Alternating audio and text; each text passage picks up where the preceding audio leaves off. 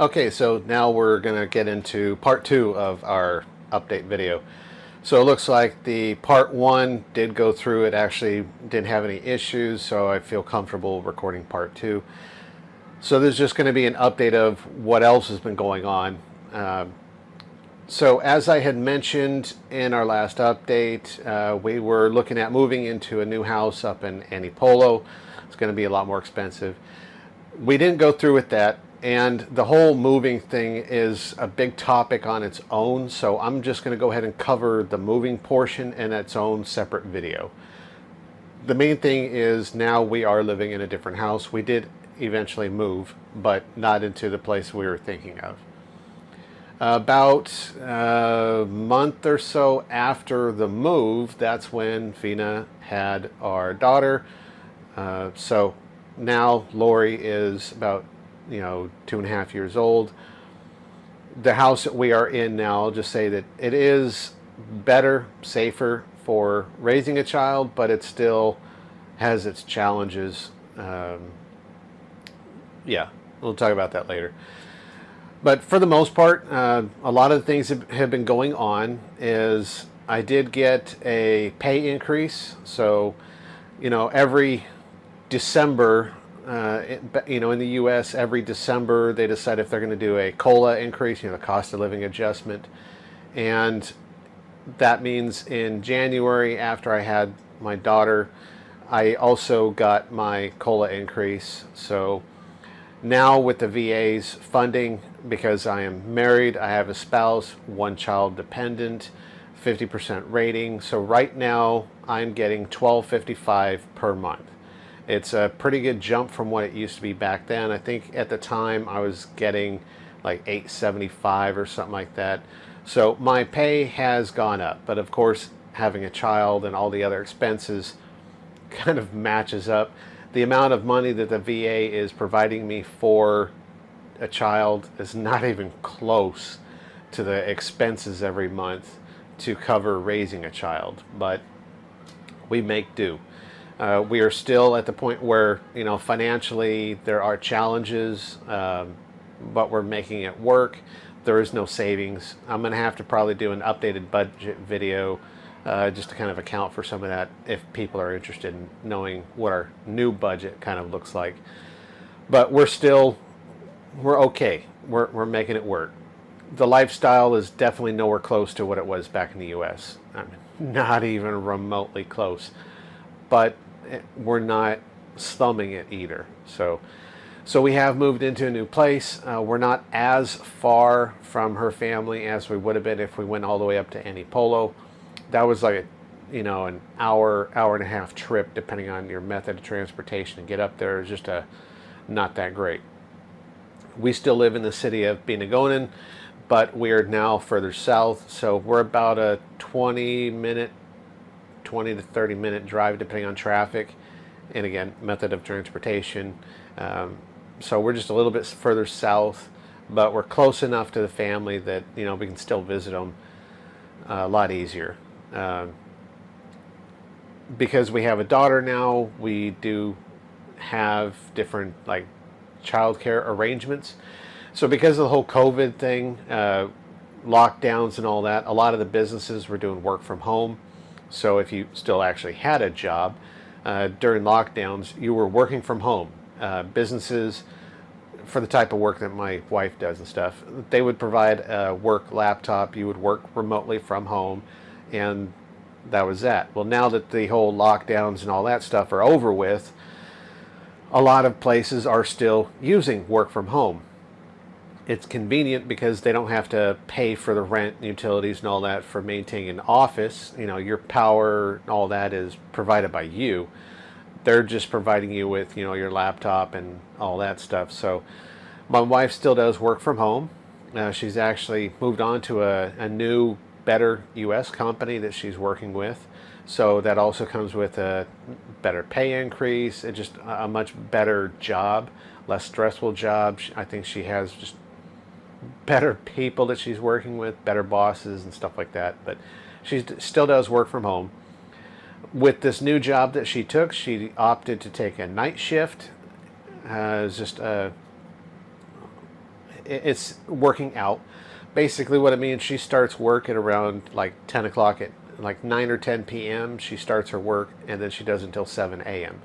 So her sister-in-law, her brother's wife, uh, they have two kids. They have a little bit older boy and a younger girl. So the arrangement that we have is the sister-in-law comes over here during the week with her daughter, the younger one, and she watches our daughter as well. So she's watching the two little girls. And that way, the way it works is at night when my wife goes to start her job, uh, sister-in-law and the kids, they go to bed in the bedroom. Me and my wife will stay up. My wife is working, and then I'm just doing whatever in here in the computer. And then in the morning, when my wife is done with work, that's around the same time that the kids will start getting up and everything. So my wife can go in, get her sleep during the daytime, while sister-in-law has the two kids, playing in the living room, doing whatever. So it kind of works that way. So during the week, while my wife is working, sister-in-law is essentially living here. And then during the weekends, whatever, during her off days, sister-in-law goes back home, and we're just here, the three of us. We get a couple of days where it's just the three of us doing whatever. And then again, come time to work, she'll come back over with her daughter and stay here with them for the rest of the week. It's been working out. Obviously, it means that we only have the one bedroom, and that's the room that they sleep in. So I have to basically be awake during the same shift as my wife. I do have like a little folding foam mattress thing that I can lay out on the ground if I need to take like a nap or something. It's not the greatest for my sleep, but still, the priority is making sure that my wife is able to do her job well, and that we're still getting, proper care, supervision, all that for our daughter. But she's, obviously not school ready or anything like that yet. But I mean, she's really smart. She's learning bilingual, so she's doing really well with that. The neighborhood that we live in is not really like a gated community. It's a smaller community, kind of like where we used to live before, and we live kind of up on the end of it.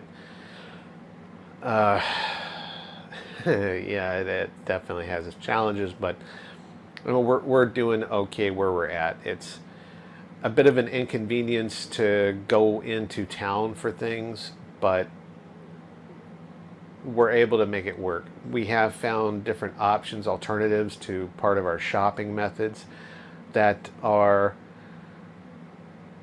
a little more expensive than it might normally be, but we're getting better quality stuff at the same time, things that just oftentimes just aren't even available, but it's still within our budget. So we just have a lot of things that we've, over time we've figured things out, how to make things work, how to just live the lifestyle of where we are and the money that we have. So we don't have savings that I can really set aside. 100% of my income goes towards all of our expenses. My wife's budget is going towards some of our expenses. It's also going towards, before I came here, she had started making payments on a small lot. And now she's finally investing into building a small house on that lot. It's not a house that I think we would ever move into. It's just, just to be honest, it's not going to meet my size or style standards in a sense. I would rather pay rent for something better than what she's building. And it's not on her negatively. It's a small lot. It's a typical small Filipino lot, building a Filipino style house that I'm just not really comfortable moving into.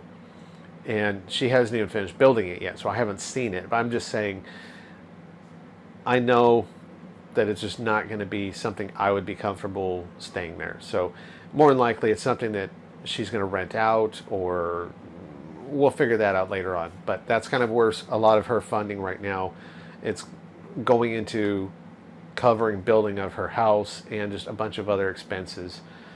She does cover some of the expenses around the house, some of the stuff for our daughter because, you know, that stuff is really expensive. But we're making things work financially. Again, it's very limited, very tight budget, and we don't have luxuries and things like that. But I mean, you can see behind me, I finally, a couple months ago, you know, it's been a couple months now, finally got air conditioning in here. So the room that I'm in, I do have some air conditioning, which does increase our power a bit, but it's going to make it easier for me to do these videos and do work and stuff like that instead of having loud fans going or turning off the fans and sweating my ass off while I make videos. But overall, right now it's basically that's what we're doing is she works and my daughter just, you know, plays with her cousin, and I'm just doing whatever. I have been looking into finding online work. There are part-time jobs that I've been looking into because I'm only wanting to do part-time, but the jobs are low, like entry-level type stuff that you can just do online, and they don't pay much. Most of the jobs I've been looking at for part-time work, it's around 15,000 pesos or around $300 a month for doing it, but that's still an extra 300 a month that I would have. I mean, that is a pretty good amount of money for our lifestyle and all that. An extra $300 a month could go a long ways, and that could help us move. That's one of the other things is it's been a little over 2 years since we've been here. We're ready to fucking move out of here. The place that we're in now is better than where we were before, but the longer we're here, the more problems we're having, not just with the house, but with the owner, and with the neighborhood, and with the travel, and just, we want to move out. We don't have the money, though, to really be able to move out. So that was one of the big things is if I can go and get online work, that would be the money provided to get us into a better place. But so far, actually getting responses from employers for whatever reason, it ain't happening. I'm just not able to find work yet, so it kind of sucks. It's needed. It's really, really needed. I just got to keep at it and keep trying and hope I get lucky soon. But really, that's all we're kind of dealing with is just the day-to-day of her working and us doing this. There are some plans that we do have. You know, we want to do some things that are going to be necessary at the beginning of next year. That's going to cost some money, so we're going to, you know, have to figure out how to do that. If I had my job, then we could afford to do some of these things, but until I'm able to find work, I'm not sure how we're going to be able to manage it. So we've got to try and figure things out. But other than that, yeah, it's just the day-to-day living here and just more getting used to this lifestyle.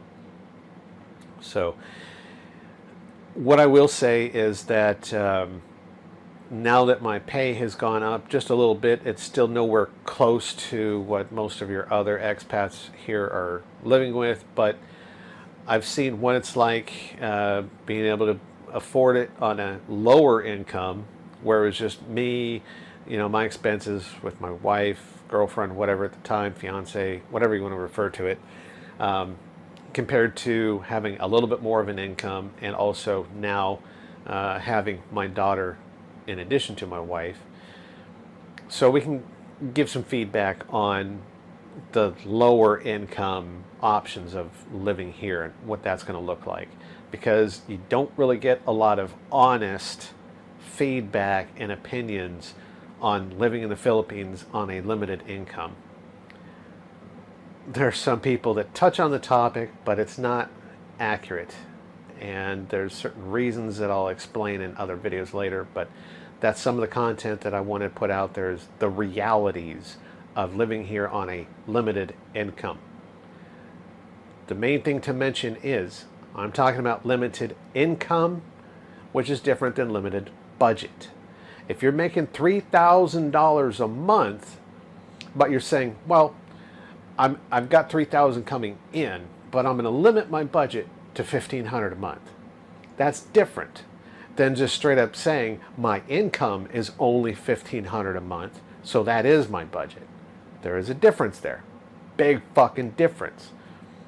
And no offense to anybody that's making these videos and stuff online, but that difference is not being clearly defined in their videos. So when these people say, what's it like to live in the Philippines on a $1,500 a month budget, that's the point there. They're actually talking about a limited budget, not limited income, because a lot of these people that are doing these videos do have a much higher income level than what they're setting as their budget. So if they are not wanting to mention it for whatever reasons, that the fact is they have more money in the side that they could touch in emergencies, or, you know, hey, if this $1,500 a month budget's not quite working out, yeah, I can boost it another $100 if we need.